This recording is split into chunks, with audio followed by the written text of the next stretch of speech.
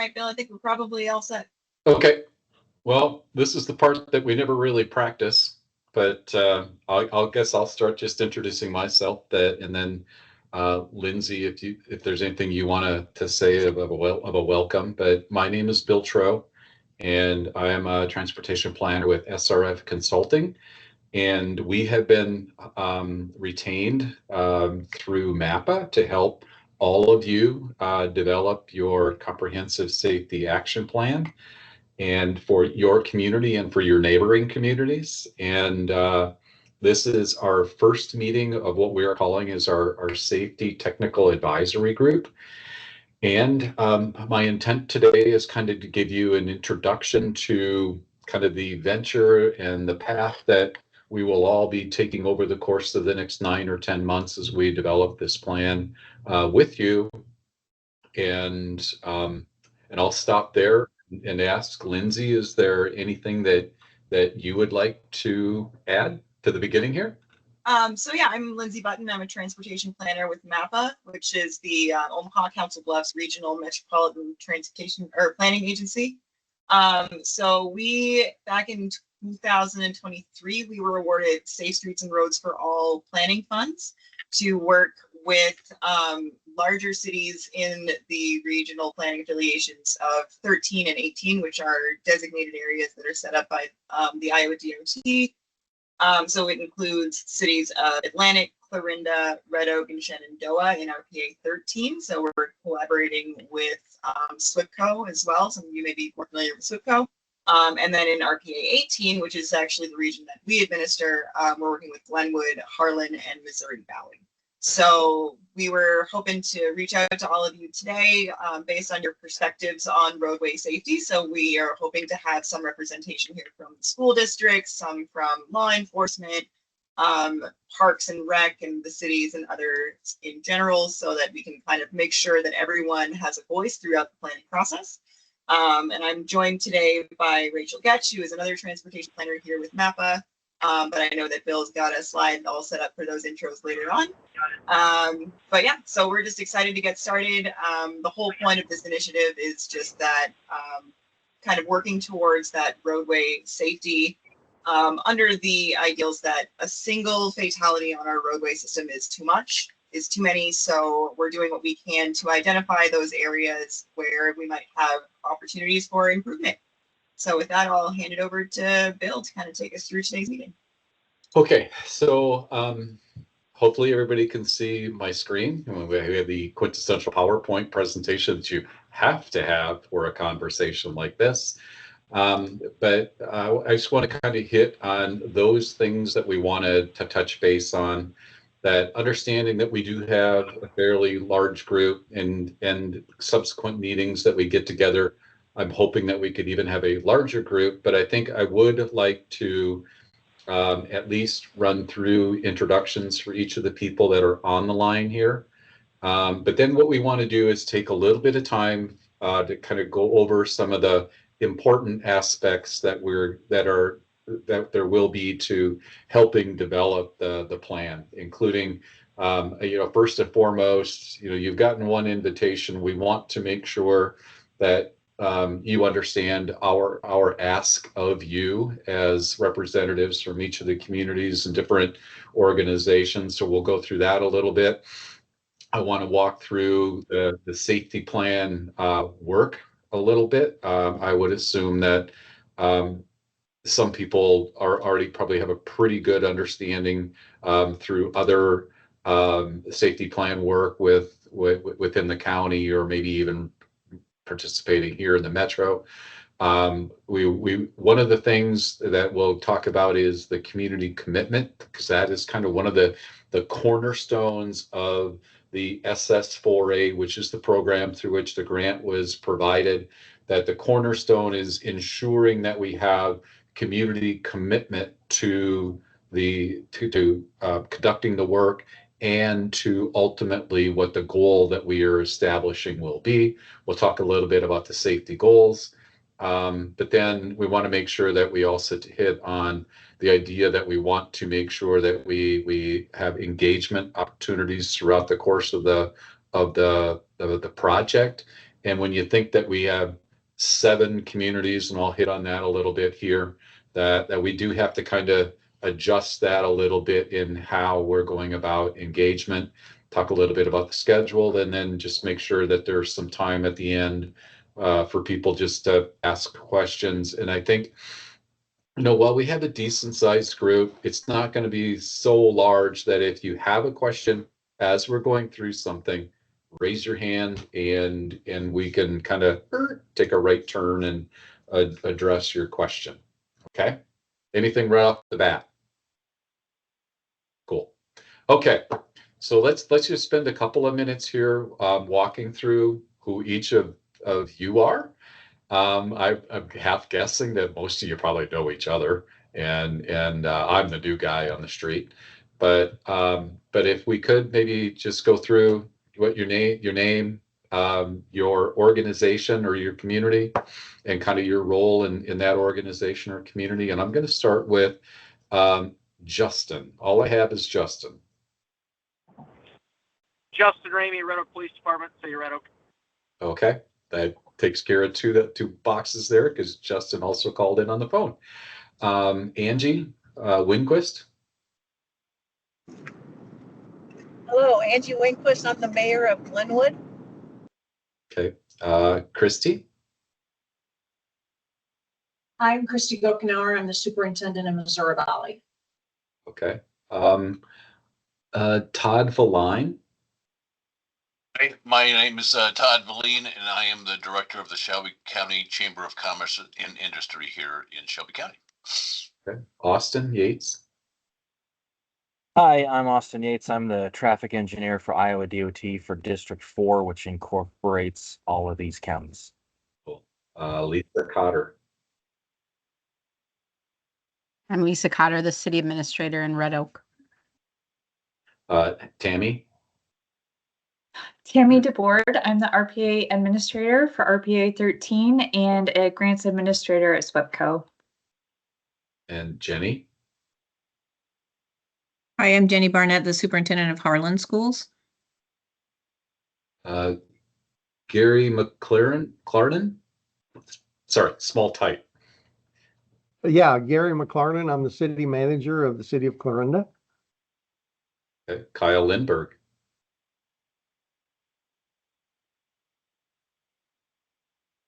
Oop, Kyle, you're muted. Okay, we'll come back to Kyle.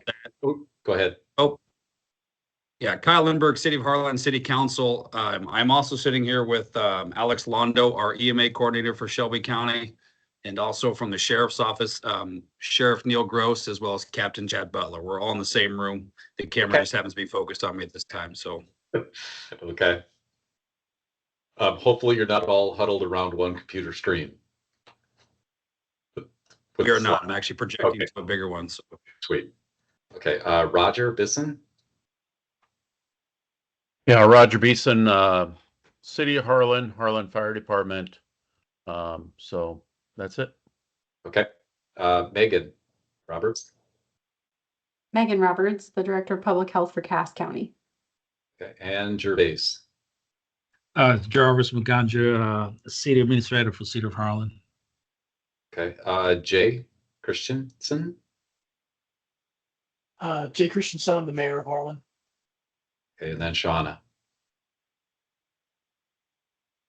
Shauna. Yes, Shauna Silvius. I'm the mayor of the city of Red Oak. Cool. Okay, and then so that's folks on that side of the street here. Do we have anyone that we might have missed? I think I'm seeing a Todd Valley as well. Oh, okay. We got Todd. Oh, we did? Okay, perfect. Thank you. Yeah. Okay. Yeah, I thought I got everybody. Cool. Okay, I also want to give Mark Parrington with Snyder a chance to introduce himself. Hi, Mark Parrington, traffic engineer for Snyder and Associates, assisting SRF on the safety action plan. Rachel, do you want to say anything? Hi, I'm Rachel Getch. I'm a transportation planner with MAPA, and I'm the second on the project on the MAPA side.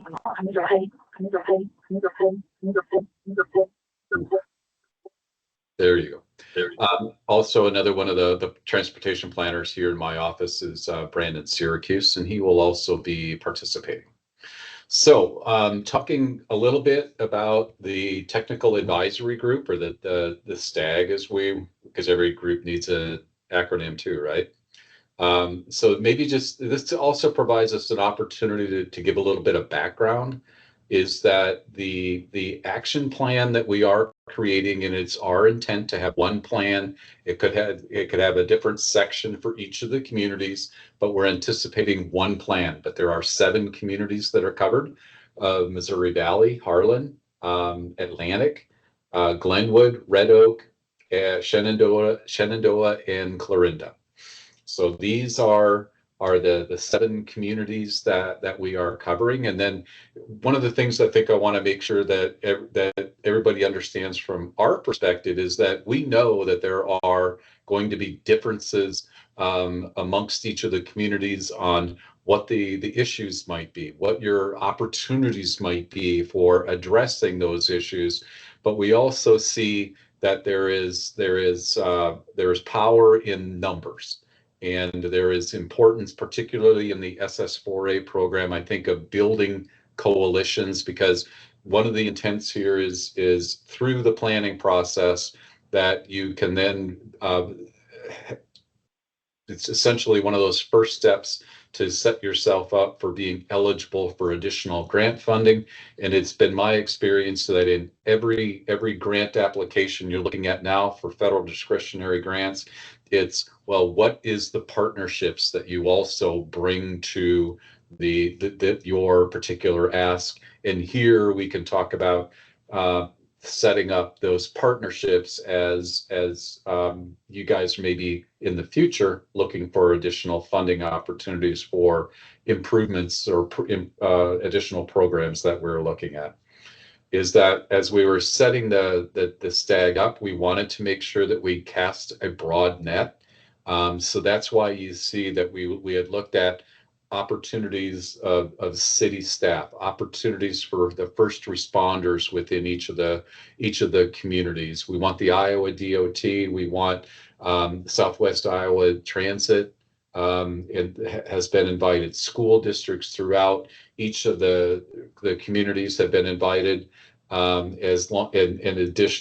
Additionally, we will be looking at the chambers, different organizations like trail boards if they exist. And we also want to make sure that we're considering different what we would call, maybe in this case, is different advocacy groups. You know, are there business and development interests within the community that may be outside the chamber? But are there other committees with bicyclists, pedestrians? And particularly we highlight those because I think we all understand that in the world of transportation and travel, that bicyclists and pedestrians are some of our most vulnerable users. So we want to make sure that we're bringing those perspectives in, and that when we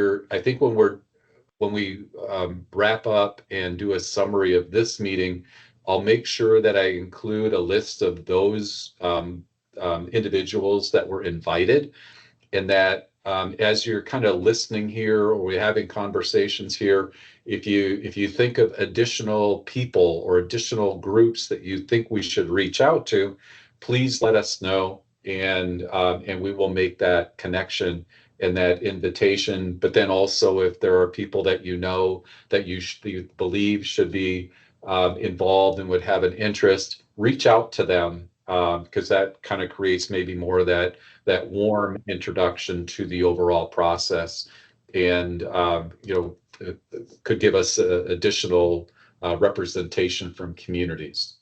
So I'm going to stop for a second and see if anybody has any questions so far about just kind of the makeup of the group here.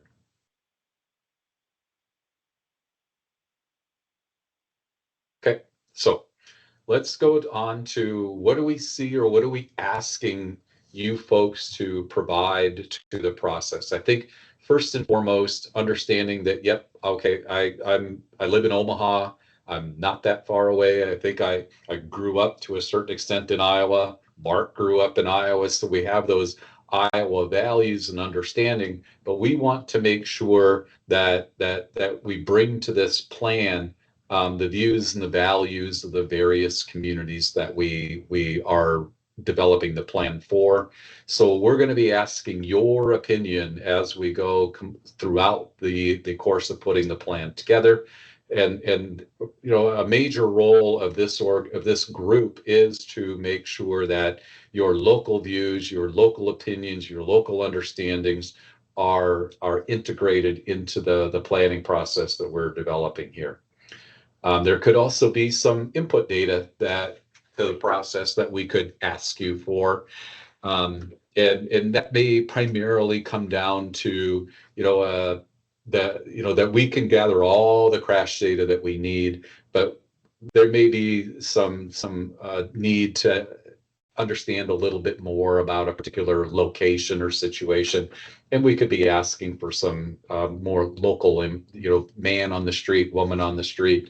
I go through this location every day of the week kind of input. As part of the overall process, our goal here is not just to say, well, here are where we see safety issues and those kinds of things. Our role is almost more to be looking at countermeasures, or those things that we could do to improve the situation, whether or not it's a capital improvement, whether or not it's a program, whether or not it's a program that focuses on education.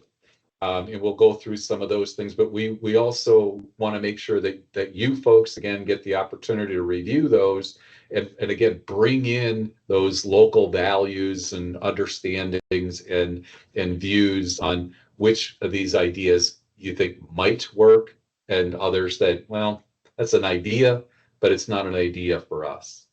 And the last part of it is we do want to make sure that this process is known in the community. So we will be asking you also to distribute announcements of different things. One of the things that we will be doing very soon here is a community survey, where we will be asking people about safety in your community, including giving them the opportunity to go into a map and identify locations where, hey, maybe they just don't feel comfortable, or a location they know is just not safe, at least from their perspective. So that will be a good opportunity, I think, also to help, or to look to you folks to help us distribute the announcement for that particular survey. And that we will also be going to each of the communities, and sorry, it's one time, to do a listening session within each of the communities, kind of addressing the same thing of what are some of the issues that people are seeing. And, I think at that point in time, we could even have a little bit of a conversation about, potential actions at locations to get a little bit of a feeling there.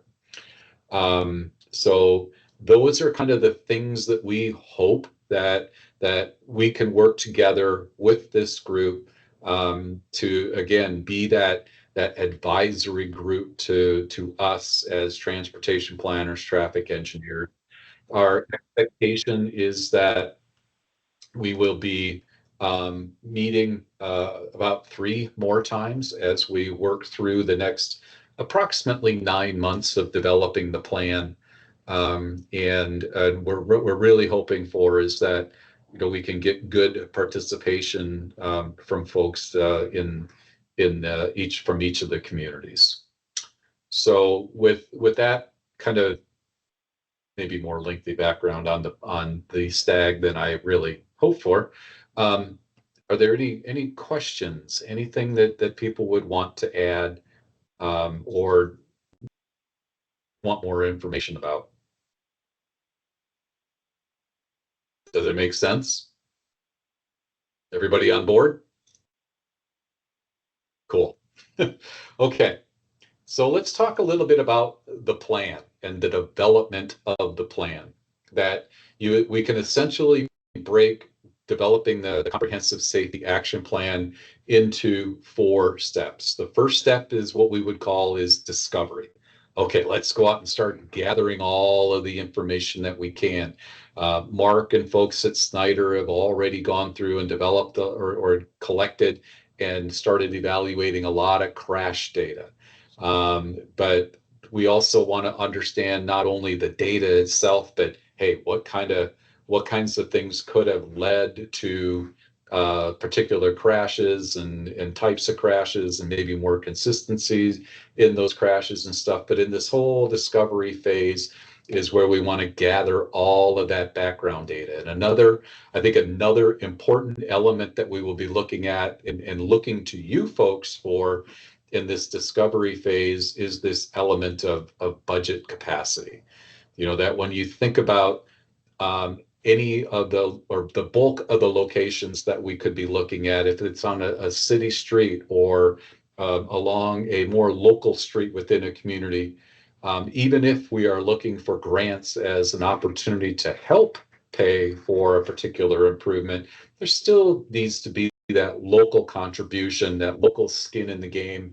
And we want to make sure that we understand from each of the jurisdictions what that capacity might be, so that we're not out there talking about doing this and this and this and this and this when you don't have the funding for those things. And we want to make sure that the plan and the recommendations are realistic. Okay, a little bit of a stretch on what we could do, what we should do, but we want to make sure that it's realistic.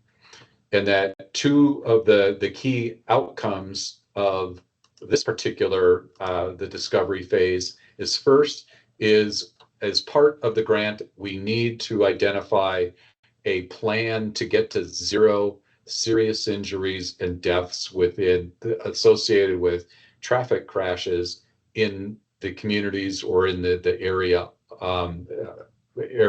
wide. So that will be one of the outcomes of the discovery phase. But then we, as part of the grant application and the process of putting together an SS4A compliant safety action plan, there is this element that it's called the high injury network. And this is essentially those roadway corridors, those locations within each community where we're seeing more fatalities, more serious injuries. Now, understanding that, thank God, that in all of our communities, we are not seeing a high number of fatality and serious injury crashes, even though some have occurred. And I got to believe everybody knows exactly where they were. But what we want to do is kind of broaden that out to not be the high injury network, but more of the high crash network, simply because we don't think that there's enough events out there, again, thank God, that you could really refer to it as high injury. Because that there's somewhat of this maybe more universal definition, so that the high injury network definition in a Omaha, isn't going to apply in any of the communities that we're working in. So we want to make sure that we're not being just completely cookie cutter there. And then we'll move into the phase of looking at options to address those issues that we find out in discovery, and then go through a process of screening those options. Again, getting to those that are reasonable. Does it address the issue? Is it satisfactory in its adjacent impacts to a community? Can we afford it? Those are the big three that we want to make sure that we're looking at as we're screening alternatives. And then ultimately getting down to an action plan. So what are our priorities? What are the timing of some of the improvement ideas? What is it going to cost, and how are we going to fund it? How are we going to finance it? Because those are two completely different things. And what kinds of, if any, outside actions that we need. If we're applying for a grant, well, that is an outside action. And we'll make sure that we try to highlight those as best we can for each of the ideas. Okay, so that's kind of our 4-step process of working our way through the plan. And I will ask if there are any, let me go through this one first. So I had brought up the idea of also coming up with action ideas. And in the world of crash analysis and mitigation, we kind of refer to them now as countermeasures, actions that will address particular crashes. And we want to, and the only purpose here, I'm not going through every one of these, but the purpose here is to make sure that we express that we want to be very robust in what we're looking at. We want to make sure that we're looking at alternatives that address issues that may be more associated with intersections. We also want to make sure we're looking at alternatives that are more associated with segments of roads, because why and the severity of crashes at those locations can be widely divergent. We also want to make sure that kind of the center of what we are looking at are pedestrians and bicyclists, again, and crashes that involve those folks, again, because these are the most vulnerable in our transportation network. We also want to make sure that we're not just going, well, we need to build more, we need to build more, we need to build more, that we're also looking at alternatives that can help reduce crashes through education and encouragement and, to a certain extent, enforcement. So again, looking at the range of different countermeasures here. Again, the idea here is to make sure that our action plan has a very robust foundation, not only in identifying issues, but in evaluating alternatives to address those particular issues. Okay, so with that, did anybody have any questions about the process? Okay, cool. So we're going to trust the process. I don't know why I said that. Okay, so let's talk a little bit about the crash history that we've been seeing, because it's important, because as I said earlier, is one of the things that we need to be doing is setting a target to get to zero serious injury crashes and fatality crashes in the range of communities. So what we want to do here is kind of talk about what we are seeing out there today. And we have identified a draft of an idea that we also want to float, that we can also make sure that we give to you, and that you can use that and take it back and have conversations within your community about it. But what we're showing here is that for the last 5 years that we have a complete year's worth of data from the Iowa DOT, is this table here shows the number of fatalities of crashes that have occurred within any one of the 7 communities. So if a crash happened a mile outside of town, yeah, you're still associating with that one, but that is not included within the focus area that we're looking at. But through conversation, if we come to an understanding that, hey, we should maybe create a little bit of a buffer around a community, we should have that conversation. But I think we want to see that information comes from you folks. So you can see that again, we are not seeing a whole lot of fatalities, which is a good thing. But we do have a few. But then we also are looking at the number of serious injury and minor injury crashes, again, over that same 5-year period within each of the communities that we can pull from the Iowa DOT database. And that if we were doing this plan in Omaha, we're only going to be looking at fatalities and serious injuries. But we have, again, broadened that out because that there is a relatively small number of serious injury crashes also occurring within each of the communities. So that when you start to think about, well, we need to make sure that we have a robust enough of a data set so that as we're talking about countermeasures, we're not just looking at a problem that could actually just be happenstance over the course of time. We want to make sure that we're looking at a robust enough data set where any suggestions that we make really make sense and aren't just ideas chasing a problem that may not exist. So by adding the minor injuries, we broaden out our category of data that we're looking at. And there you can see as we do have a few more of those kinds of crashes, but again, not really large numbers. But then if we kind of go through and kind of start to combine the information again to allow us to do a little bit more statistical analysis, what we've done is combined the total fatalities and injury crashes in each of the communities, and then totaled those up for the combination of the 7 communities over each of those years. And that's what our chart over here is showing us, is kind of that wave of change, or the cycle of change of those crashes. And one of the things I think is important as we look at this is even over the 5 years that we are seeing a trend line of an increase in fatality and injury crashes over time. Now that is not exactly a slope that is, going up at 60 or 70 degrees, but we are seeing an increase in that, in the conditions that are happening. And I think that I'll stop for a second and see if anybody has any questions on the data. Because next thing I want to talk about is that idea of getting to zero. Yeah, this is Jarvis here with the City of Harlan. Do you have like a time of the year these accident occur? Yeah, Is we it have, like in the winter time or?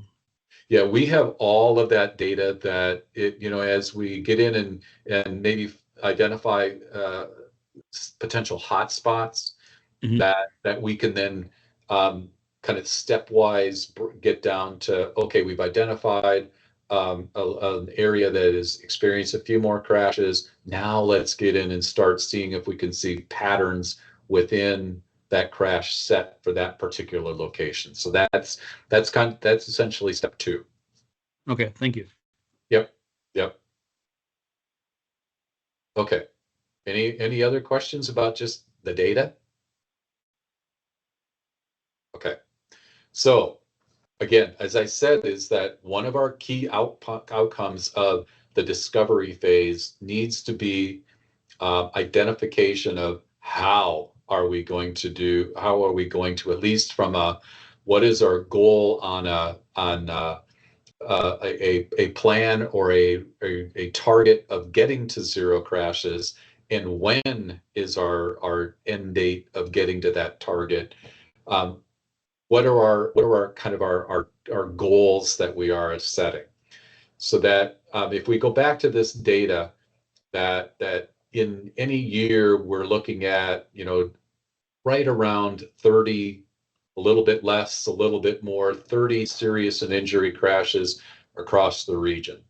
So what we're suggesting is that if we can reduce the number of crashes that are either a fatality or an injury, if we can reduce that by 2 crashes a year over the 7 communities, that within about 16 years, then we can get to zero. And so this is what we are floating as an idea to you folks as to our target of getting to zero. So I'll again stop and see what kind of discussion we have relative to that as a goal.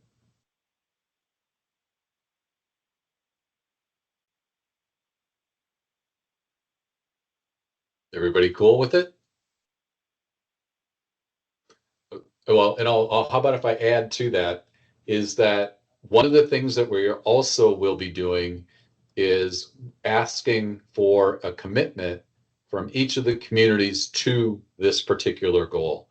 So the idea would be is we would like from your city council, primarily your city council, a resolution supporting this goal to zero, or a letter of commitment from the council, from the mayor, of a commitment to this particular target of the reduction level, and a target year of getting to zero fatal and injury crashes within your community.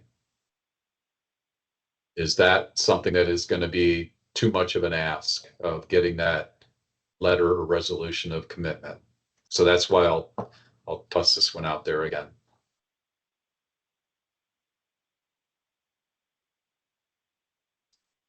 Well, Bill, the only thing I would say, I don't know if there's a city of Missouri Valley group person on here. I don't see one. And so it would really be, I can say yes, but I cannot confirm or deny what our city council or mayor will do. Yep.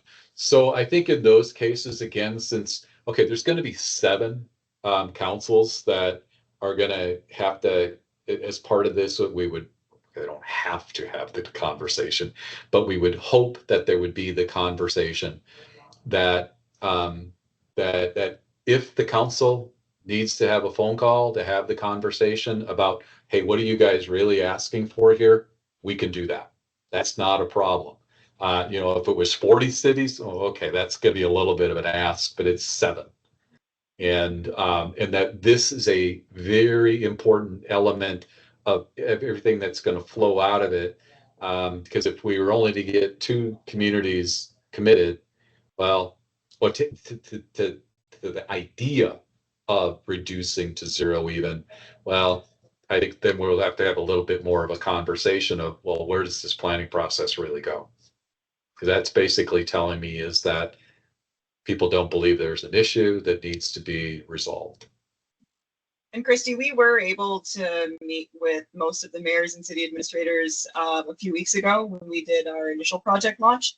So Missouri Valley is definitely aware of and has so far been on board with the planning effort in general. The only thing that's new from that, between that meeting and now, is this specific number. So we're kind of putting it to the group here to get your guys' take to see if this seems like a reasonable goal or if it seems like out to lunch or just kind of that first gut reaction to this.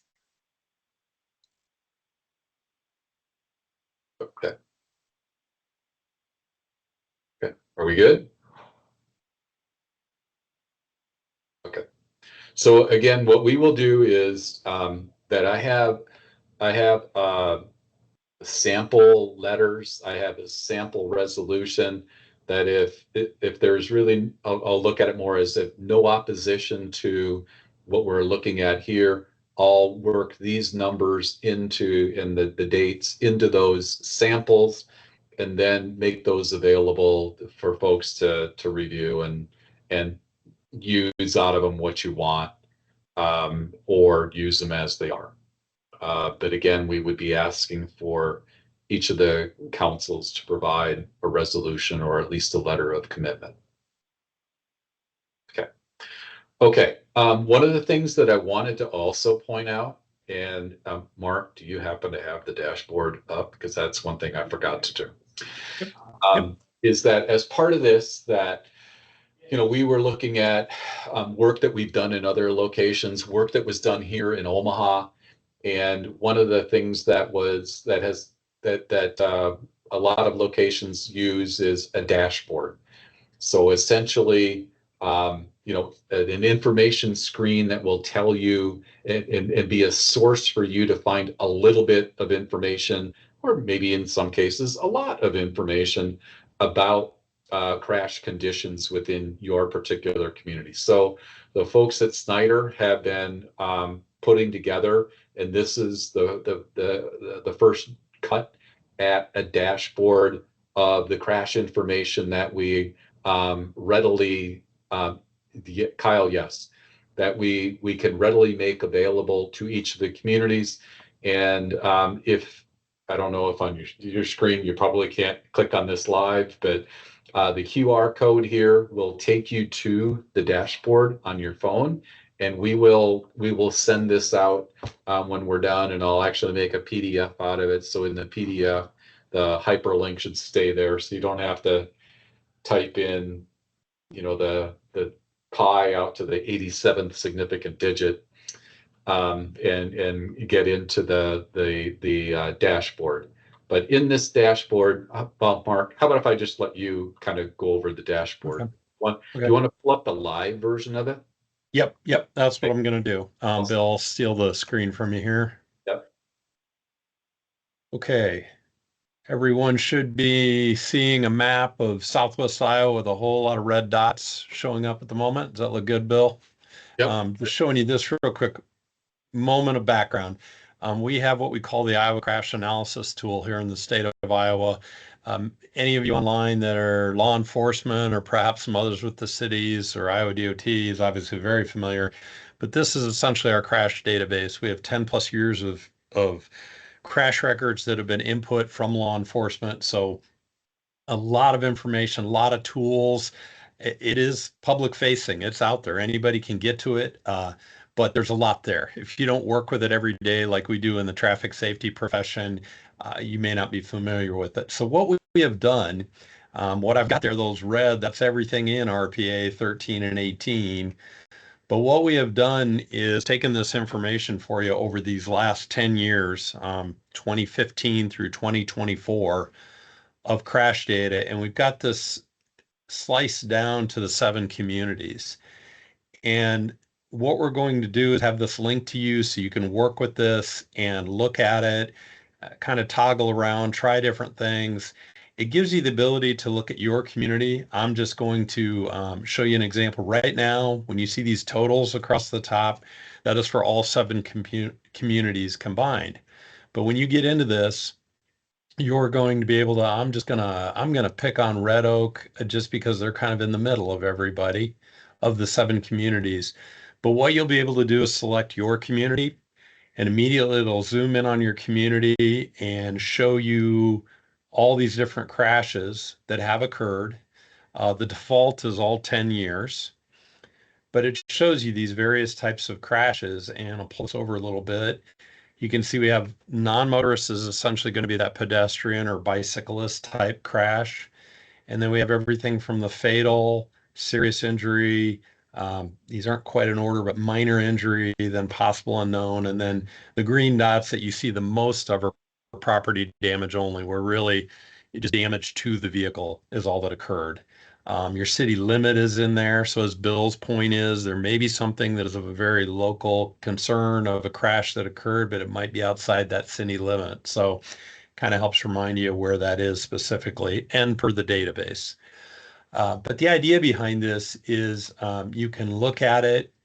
I'm going to just work my way around here. If you want, you can toggle and look at one of your neighboring communities to say, is our community that different than another community?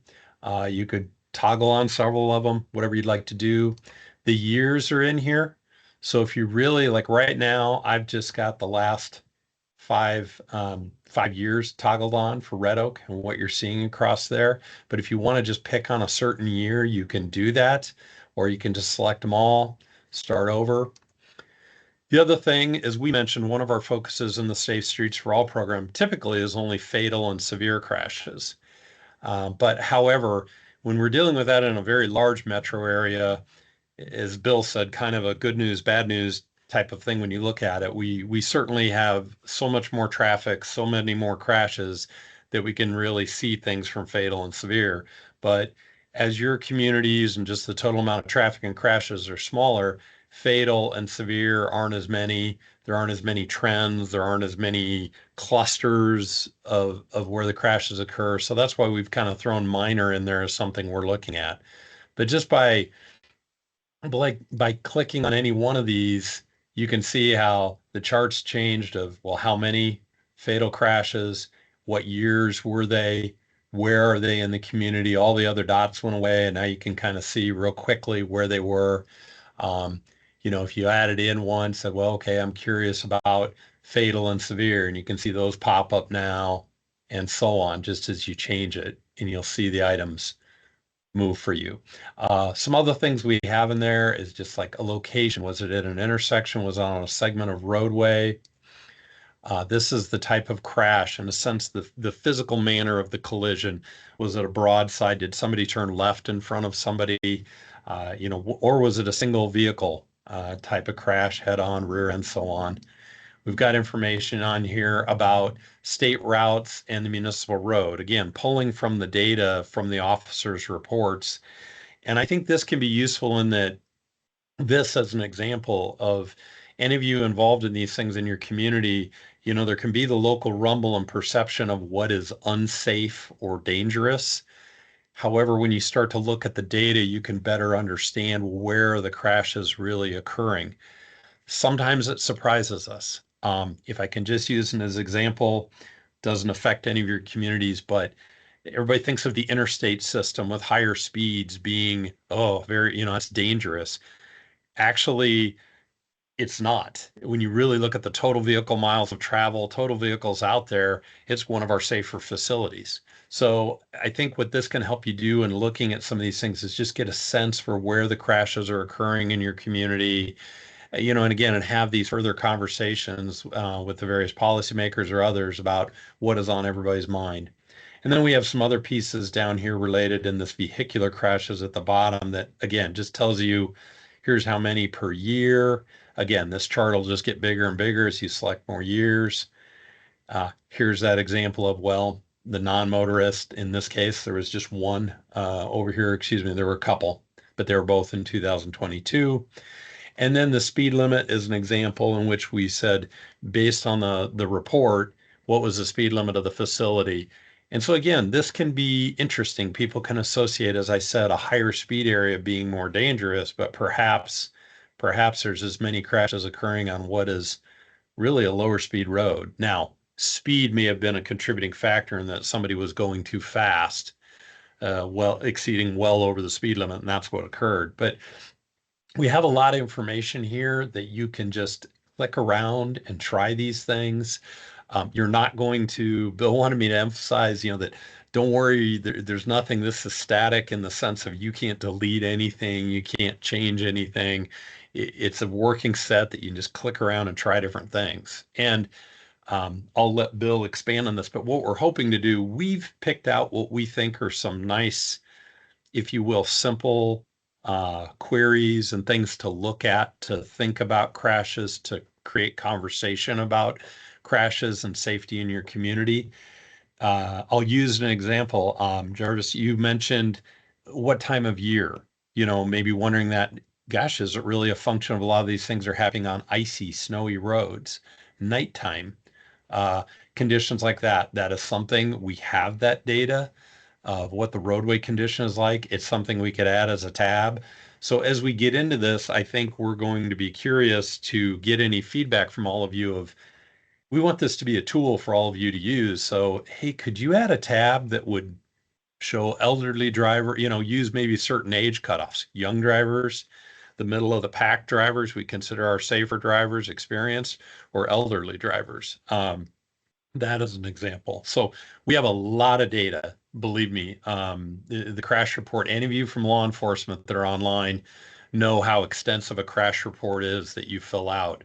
Essentially, we have all of that data. So it can be sliced and diced in a lot of different ways. So we just wanted to show this to you as a tool we're going to make available. We'll also be updating it as we go, and it'll just kind of be live, and it'll, you know, we'll probably put out some information if we make some changes to it.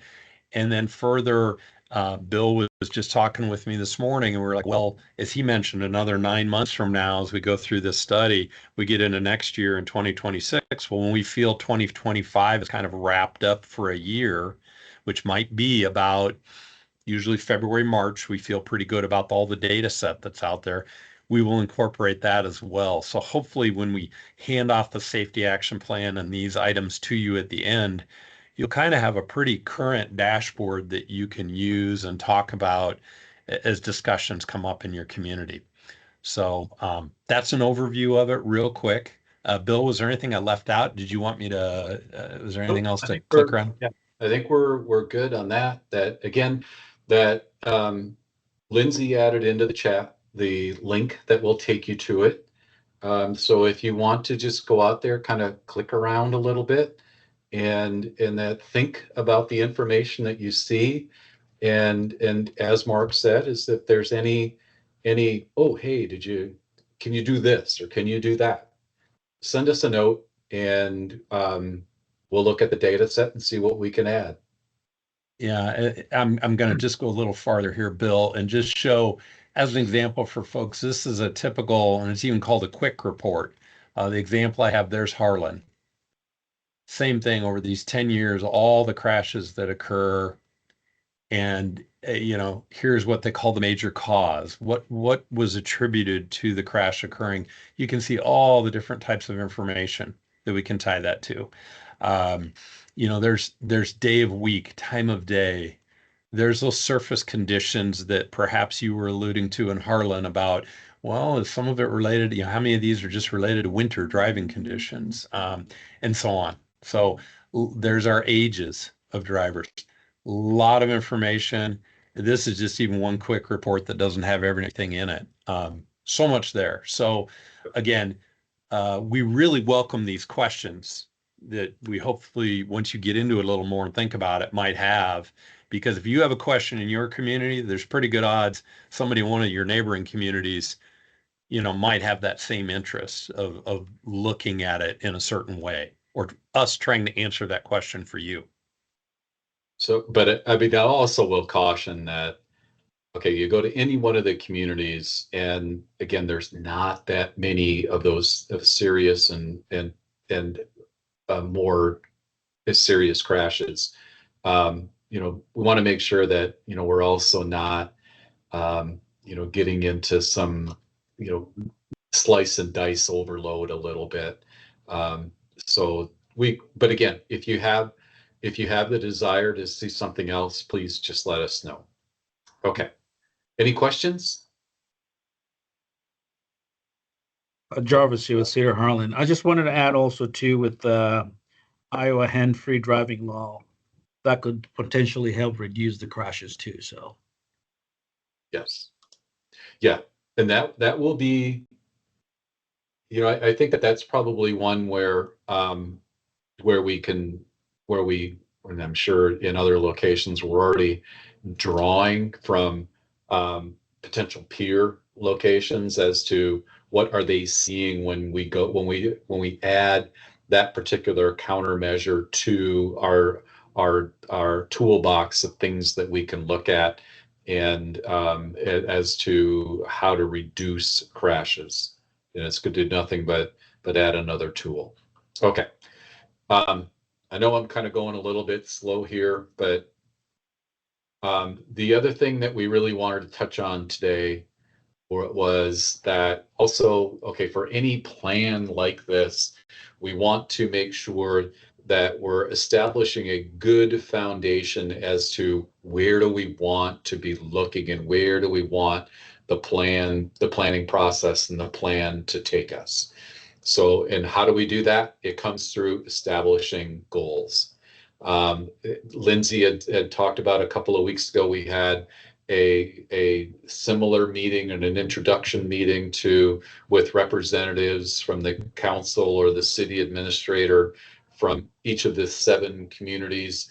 And with them, we went through an exercise of asking about the strengths, the weaknesses, the opportunities, and the threats associated with safety in the networks that are existent within each of the communities. And the intent of that conversation was to provide input information into helping us draft some goals. Now, I mean, I've gone through this enough times where, okay, you can sit there and try to kind of wordsmith goals within a group from scratch, or we could have a conversation such as we had through the SWOT analysis. And then from that more conversation of, hey, what are our important community values? Then we could go in and draft goals. And that's what we have done here, is that we have 4 different goal areas. That we have a goal that focuses on crash prevention or the outcome of actions. We have one on kind of, well, what do we want to really make as changes to the entire system? So that may be some programs, that may be capital improvement kinds of things. What do we also have a goal that focuses on funding? Because I think that was, when you're thinking about threats and within any transportation system, the biggest threat we don't have enough money to do what we think we want to or need to do. So that was one of those conversations that we had. And then the last goal was being collaborative in our actions. Again, understanding that each of the communities are different, but there is a core of things within the communities that is the same. You all are within the two different RPAs, so there are opportunities, I think, for collaboration. And so these are the areas that we have identified goals. Now, okay, so our crash prevention goal focused on reducing fatal and serious injury crashes, and with a focus on those crashes that are fatal and serious, or let's just say any crash that involves a vulnerable user. And again, our vulnerable users are pedestrians, are bicyclists. In that through a data-informed approach and targeted safety solutions. Those targeted solutions would come from the countermeasures toolbox that we have had conversations with you, but then each of those countermeasures needs to be able to be demonstrated that it addressed a particular safety issue that we've identified.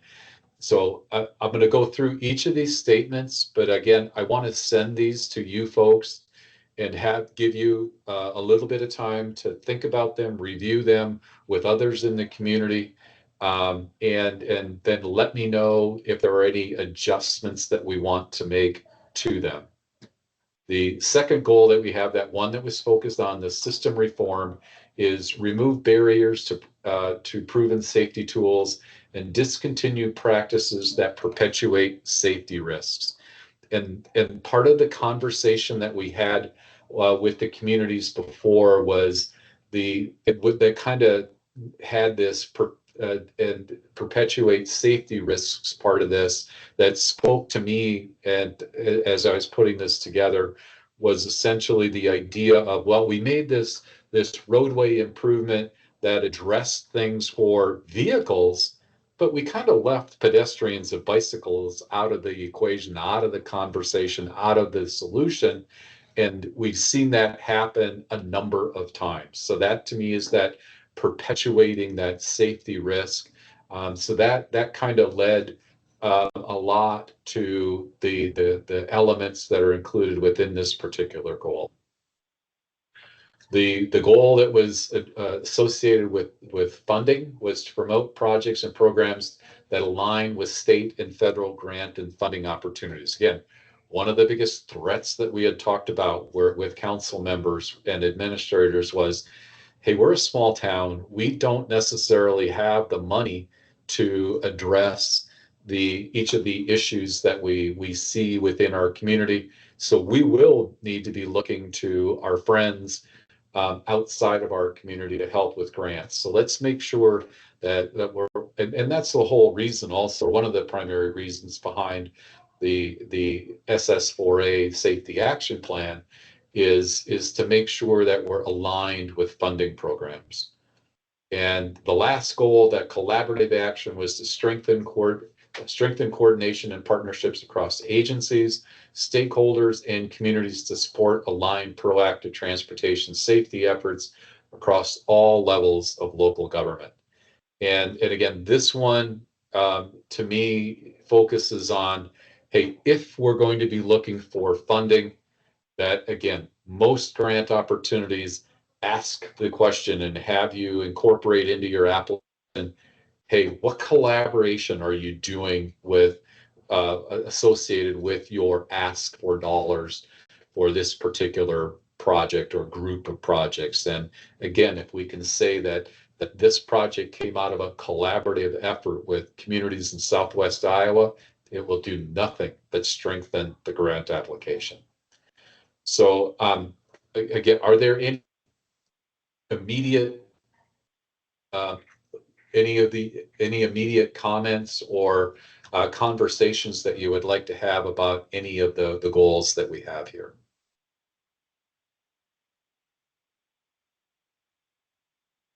Okay, so if I sent these out gave you about a week to comment on them. Would that work?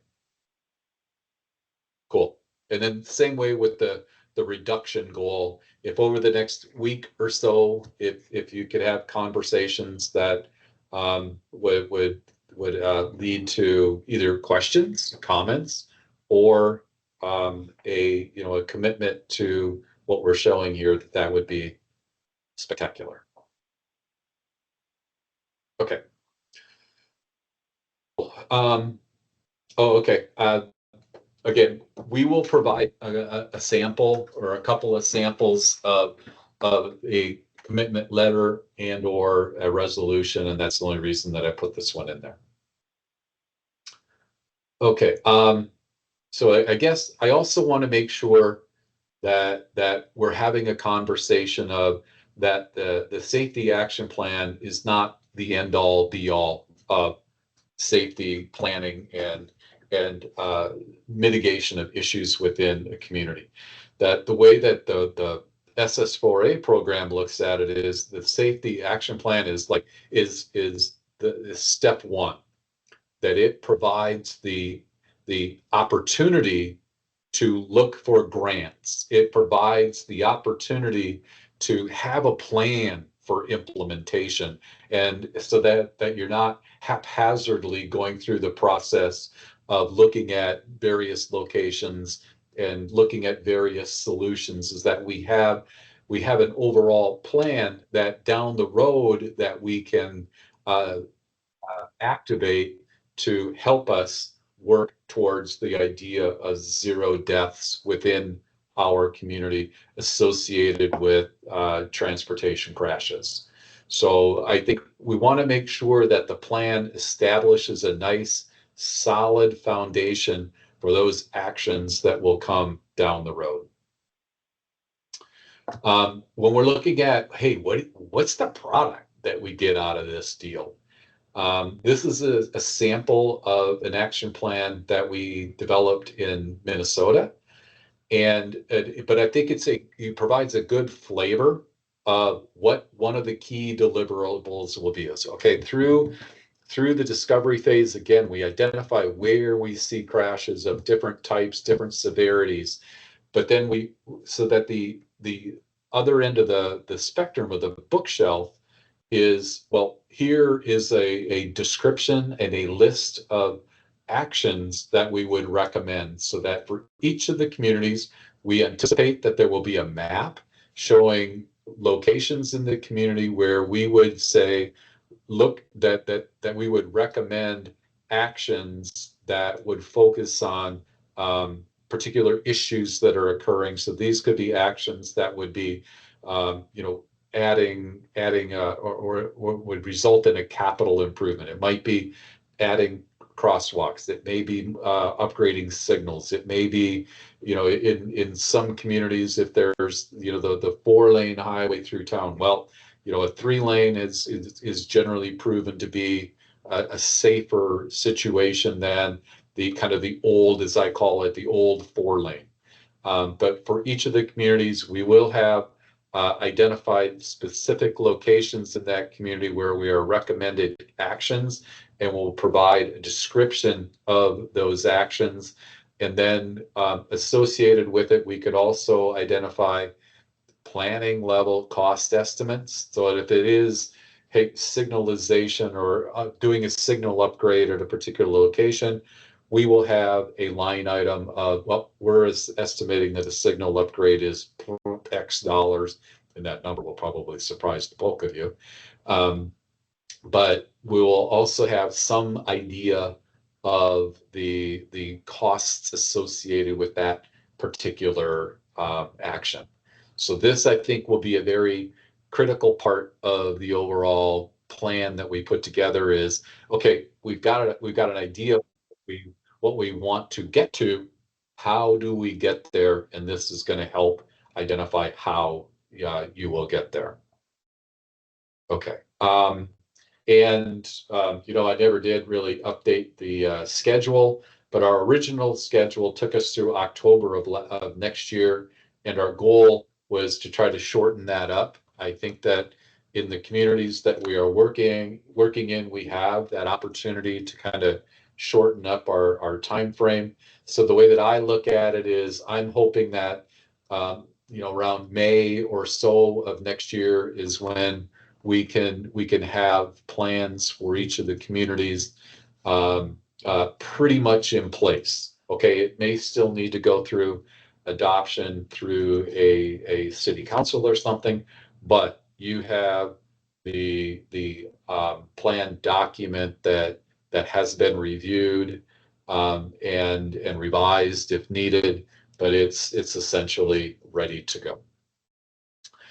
So those are the things I wanted to make sure that we went through today with you. Here is the contact information for a combination of Lindsay and myself. And so I'm going to open it up now for any conversation, any questions that people have, anything that anybody wants to add to the conversation. Okay, we're a little bit early even, so does anybody want to go back and talk about any of the goals or anything like that?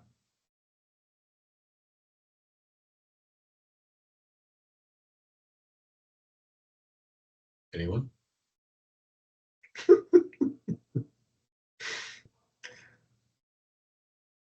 So I think one of the things I'll point out here is that, okay, we're going to get together a few more times, and okay, this one is more of kind of setting the stage. In future meetings that we get together, we will work in kind of an exercise, something that allows you folks to kind of get a little bit more interactive to the conversation. But I also understand on this one, hey, that we do have to provide some information and kind of set the stage. There isn't necessarily a whole lot of back and forth, but we'll make sure that they're a little more interactive as we move forward. Shauna, you turn on your camera. That means you want to say something. I just want to thank everybody for putting this together. I always love seeing these dashboards, and I think all the interactive benefits of putting that type of information on our website helps create an opportunity for educating students and adults. So that's one thing I've always found very useful. So thank you, everybody. Yep. So again, on that dashboard, take a little bit of time, click on different things. And maybe ask yourself, like Jervis was saying, is, hey, can we get this? And if there's a little bit more, but again, thinking that, okay, we can't have everything and the kitchen sink on one dashboard. And we do want it to be very intuitive. We want it to be convenient for people. So there is going to have to be a point where we say, okay, here are our top 6 or 7 things. Jarvis here with the City of Harlan. I just wanted to see if you guys are including, because you mentioned a little bit about bicycles and stuff, but the City of Harlan, we're seeing a lot of influx of electric scooters and ATV and UTV. So probably if you can get some stats for that too, could help us, because we're pretty much drafting a new code here for the city because of all these electric scooters that just pop up. Kids are not in school, so they're everywhere in town. Yep. So okay, and then when you brought that one up, and you brought up the ATVs and UTVs, and I flashed back to, okay, I grew up in Vinton, and you start to see a whole lot more golf carts around town. Yep. And okay, you see more golf carts, and guess what? Well, there's going to be more golf cart crashes. And, that's probably a whole new group of vulnerable users. Because the last time I checked, there weren't seatbelts on a golf cart. But I think, are people seeing more? I mean, and are you allowing golf carts on the streets?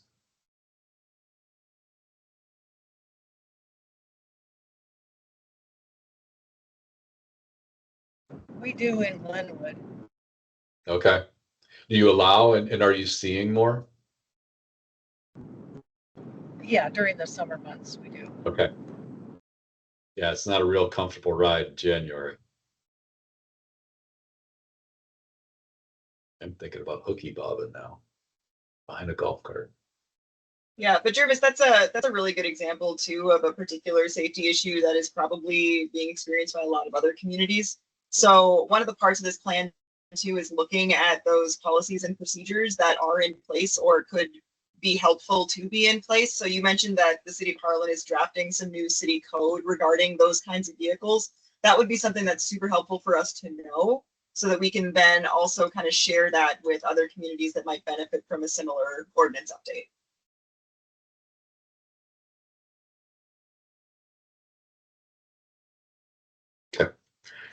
And if you guys have particular traffic safety concerns that you want to make sure are captured in this plan as we're going forward, like that's kind of what these meetings are for as well. It's for us to kind of have those conversations, for you guys to, as kind of the boots on the ground, like you are the most familiar people with most familiar with the situation. So if there are particular areas of concern you want to discuss, then that's kind of, we're hoping this will be an opportunity for that. Hey, I'll add to Jervis what you were talking about with developing the ordinance. Do you think you have enough sources at your disposal to put the ordinance together? That, and I'm asking because in North Dakota, we're putting together another action plan, and that one's being led more by a land use planner in our company, and he puts together ordinances all the time. And I could reach out to him to see if he's got anything relative to scooters and UTVs, ATVs. Yeah, if you have any additional information that we can add into our draft, would be great. Yeah. Okay, yeah, he works in a number of smaller communities where I think, you know, at least the UTVs and the ATVs are much more prevalent. So I'll reach out and see if he's got any background information that he could share. Okay, thank you. Yep. Okay. Are there any questions? Anything that anybody wants to discuss, or are we kind of good for now?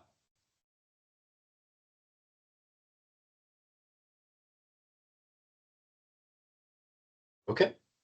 With that, I guess Lindsay or Rachel, if you have anything to add, or Mark. Yeah, so I don't have anything extra to add. I just want to thank everyone so much for taking the time out to log in today. As Bill said, it's kind of more of an overview at this particular juncture, but we're hoping to kind of facilitate more of those conversations, identify some of those key safety issues, and work as best we can to putting together this planning framework to help get those addressed moving forward. So all of your perspectives are going to be imperative kind of moving through this process. So thanks so much again for logging in. And as Bill mentioned at the start, if you know of any other groups that you'd like to be, that you think should be included in this planning process, please don't hesitate to reach out to us and provide, if you could provide us with some contact info, we'll make sure they get those invites. Also feel free to send the invites around to other partners kind of as we send those out, will be fantastic. Yeah, and when I log off here, I'll create a PDF of all of the slides, and then I'll just send it back out in the next 20 minutes here to everybody that received the invitation to this meeting. Yeah, and I also put a link in the chat there to our project website. So we're going to be uploading slides there as well, so that if there are others that maybe weren't able to make it today, then we can make sure they have a copy as well. Cool. Okay, well, thank you, everybody.